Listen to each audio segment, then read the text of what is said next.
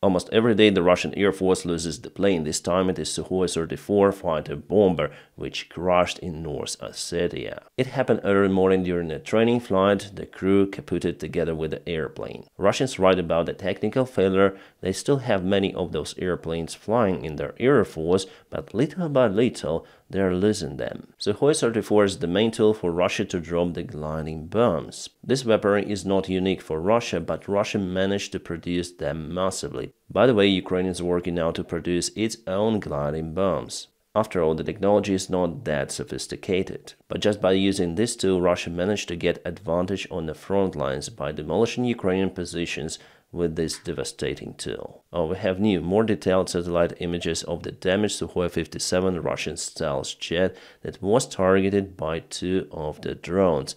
Hello my friends and welcome, my name is Dennis and this is the latest update from Ukraine. Let's go. Definitely, as you can see on the image, there were two of the major strikes very close to the airplane, so for sure it was damaged. So Russia claimed that the airplane's arcade wasn't damaged, Ukraine missed with it, but there was the shrapnel for sure, and the airplanes are made out of the composite materials together with alloys, so for sure its construction was penetrated, damaged, and the airplane lost its airworthiness. Yes, it's 100%. Because even the flame reached the nose of the airplane, not even telling about the small debris which penetrate almost everything with a very high speed. But one more question is whether the other airplanes were punctured by shrapnel, for example this one or this one, because according to one of the biggest pro-Russian military channels, so the Russian military channel, they say that two of the Su-57 were damaged, one significant and the other one obtained just light damages to its construction. Probably we're speaking about this one, because here's the shell and probably the shrapnel went also to hit this airplane. So what does one of the biggest Russian military bloggers say about the stuff? He has his own connection in the Russian Air Force, by the way. He is the ex-Russian Air Force pilot.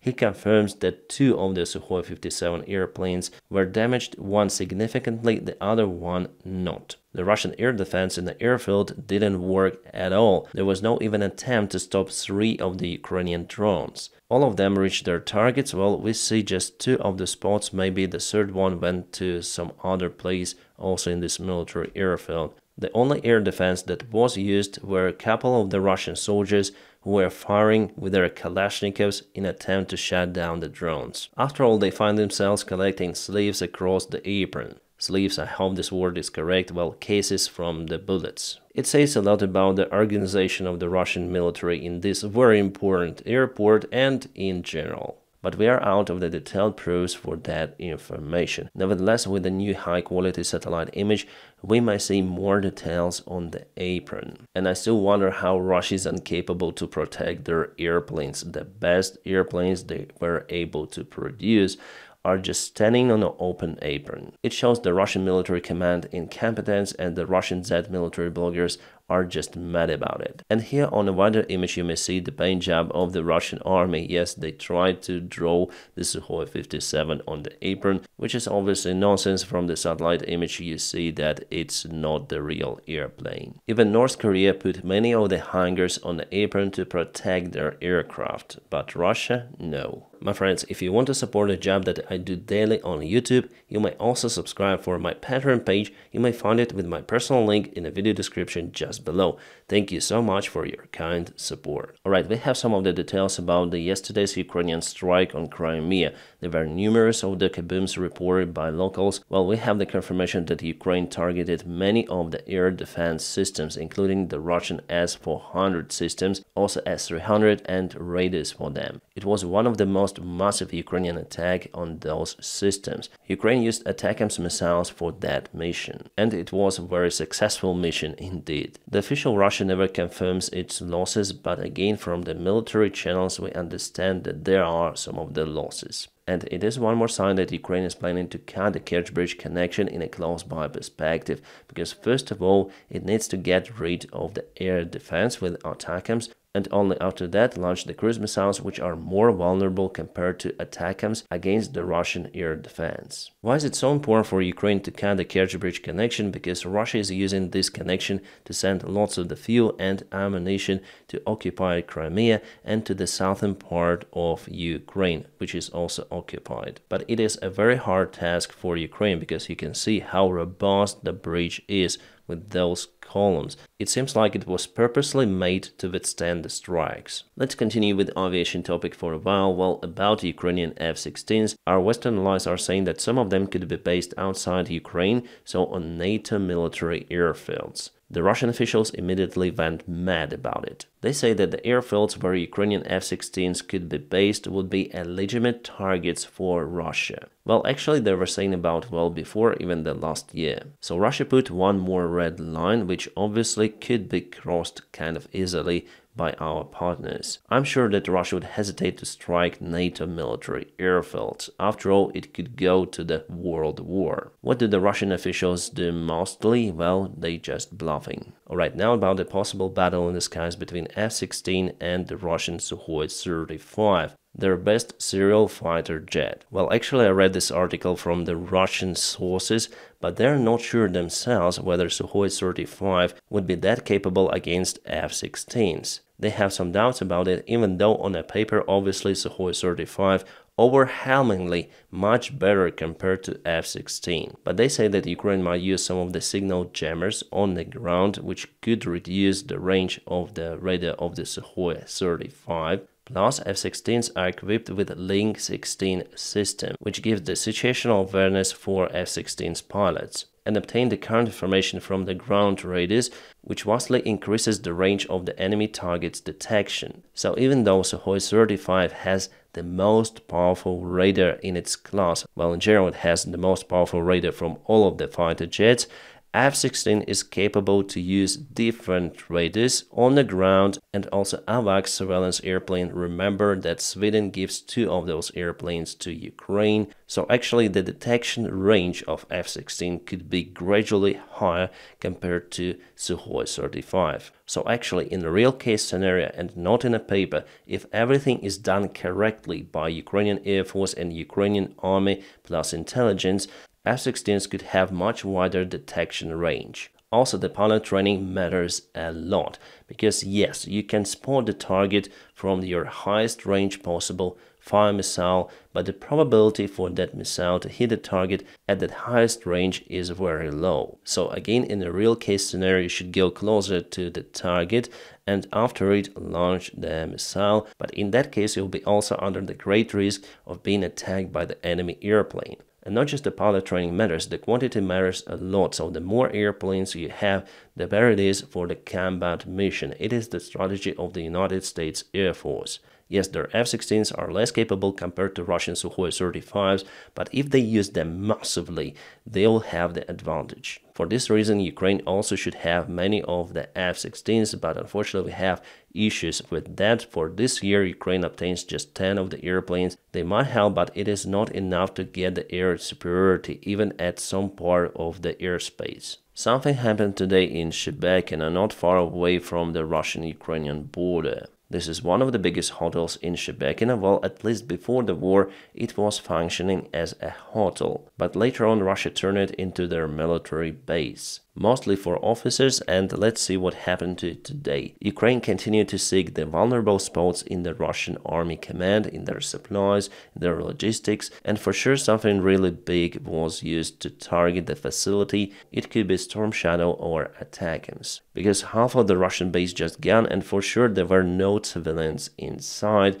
because who would go to the hotel if we believe Russia that it was a hotel? Who would go to Shebek, just a few kilometers away from the warfield? No, it was a Russian military base. It was already announced by the Russian side itself, but not official side. Again, military bloggers are telling mostly reliable information, even from the Russian side. At least they can confirm their losses. But the interesting thing happened after the strike. The group of the Russian journalists went to Shebekino to film the fake report about the poor hotel and maybe even fake civilians and how Ukraine hits the civilian infrastructure. but on the way the Russian propaganda journalists hit the Russian mine and their car just exploded. Miraculously, all of the propaganda journalists stayed alive, but some of them are in a critical state, delivered to the hospital and fighting for their miserable lives. Right guys, just to clarify, yesterday we have obtained information about the Russian landing ship that was targeted or was hit by Ukrainian drone boats, but actually it was a tug boat with a big barge, so it wasn't the landing ship. The barge itself is very big, so on a satellite image with a very low quality, experts thought that it is the Russian big Navy ship.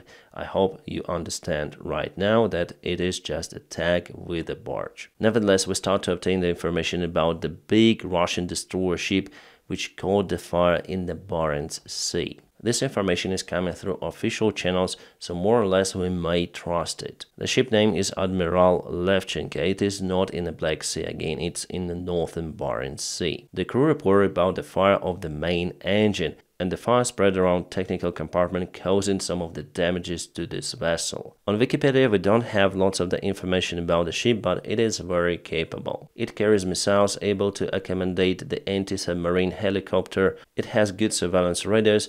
Well, the engines for the ship are made in Ukraine, actually in Mykolaiv. So it seems like Russia has some of the problems with maintaining those engines without the proper spare parts. The crew of the ship is big, it counts hundreds of sailors. Well, as you see, the Russian Navy sometimes is able to get rid of its own ships. Like it happened, for example, with the Russian-only air carrier that was absolutely destroyed by the fire in the maintenance docks. This is kind of the similar case, but again, my friends, I cannot state 100% that this information is legit, but again, it is coming from the official channel, so hopefully it is legit. The State Department lifted the ban on Azov regiment to obtain the United States-made weaponry. Well, we see that even with the Ukrainian or the Soviet-made weaponry, Azov was very capable, and now it will be way more efficient. Russia and Belarus started the second stage of the military drills with their tactical nukes. Yes, Russia supplied the tactical nukes to Belarus,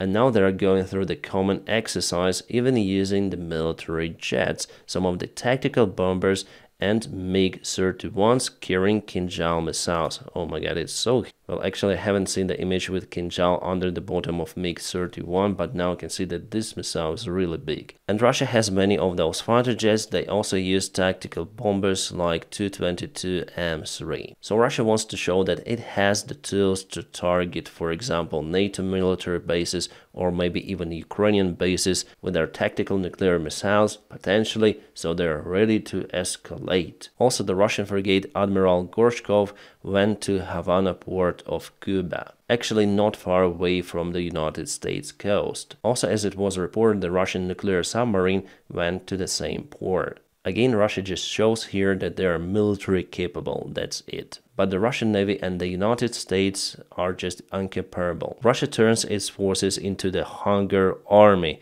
Just look at it, some of the armored vehicles and tanks, all with the modern day protection. But sometimes it doesn't help, the FPV drones are still effective against even those tanks if they hit the right spot. And the most vulnerable spot is usually between the turret and the tank base. If drone hits there is obviously a detonation of the shells which are located all around the crew. And the turret usually flies away and lands nearby. My friends, as usual, some of the battle videos I publish on my Telegram channel, you may find it in the video description just below. Sorry, I just cannot post those kind of the videos on this platform because it's very restrictive. Well, here for example we have Ukrainian Bradley storming the Russian positions. Could be interesting for you to watch. About the Russian attack on Sumy region of Ukraine, Rizhivka village. Just a single village was under the limited Russian strike. There were no Ukrainian armed forces in that village, and Russia went with, you may see whom, with Wagner soldiers. And after posing with their flags, they left the village to the Russian territory, that's it. It was impossible for them to stay in the place for a very long time because Ukraine started to shell the village with artillery. By the way, there are no any locals living in the place. Russia has started to use the modern day technologies to convert their tanks to unmanned vehicles, and they show this video how they manipulate with the tank using remote control. Well, actually it is kind of possible with the Soviet-made tanks because they have the automatic reloading system, but something tells me that there is at least one man inside. However, I could be wrong, and maybe Russians converted their tank into remote-controlled machine. It is not yet fully automated, they need the crew somewhere nearby. Well, maybe it's just a prank video. As I told you, we don't have the proofs and we don't have the camera which might show what was done inside the tank. What they show is just the Russian men with remote control and the tank running the fields, that's it. It's not the real evidence, it's not the real proof. Alright, and now let's quickly review the front lines update, and here we have again the movement of the Russian army. Ukraine is still out of the tools to stop the Russian advancement. Hopefully next month it will be possible. So yesterday and today. I've told you in my last video that there is the threat for Novoselivka-Persha village. Russia might strike it from two of the directions, and I see that now it is happening. The fight is ongoing in all of the Novopokrovsk village, so Russia is very close, and also they advance from the south. In Bakhmut direction and close to Chasiv Yar, Russia finally captured Ivanovsky village, so yesterday and today it's now fully in the red sector. Ukraine was fighting for this village, I think, half a year at least. However, in the same Bakhmut direction, in Klishivka, we have the clarification, so yesterday. Today, actually, Russia wasn't able to move deeply into the center of the village, so actually it's like that. The Russian attack on Kharkiv region from the north just absolutely failed. It stopped. Ukraine defended the territory, even Vovchansk, and from the information we have from the Russian sources also, they don't have the reserves to throw for their successful further advancement. Now, they're out of the tools for today, so we may say that definitely it was a useless step by Russia. Moreover, after this useless Russian attack, Ukraine now has the permission to strike the Russian military bases with the Western-made weaponry. Bravo, Russia, bravo! You are losing your soldiers 1 to 8 in Kharkiv direction, and now your logistics is suffering on your own territory. What a great decision by Russian managers. And now, my friends, please don't forget to press your huge like to this video. By doing so, you help me a lot. I wish you all a peaceful sky wherever you are, and have a great time.